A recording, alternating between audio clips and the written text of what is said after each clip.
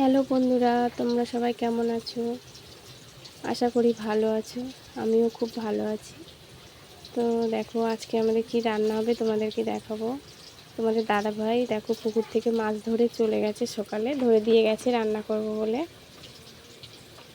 Tilapia, একটা সরপুঁটি আর রূপচাঁদ মাছ দুটো।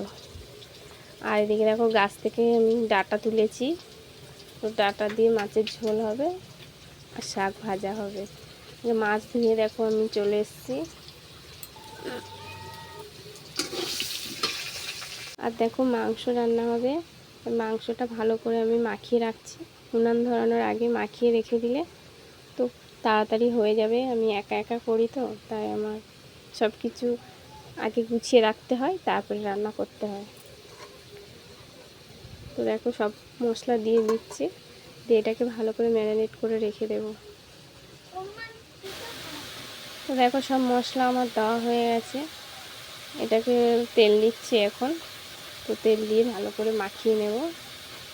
আর আজকের তো রবিবার, তো মাংস খেতেও ইচ্ছা করে সবার রবিবার আসলে।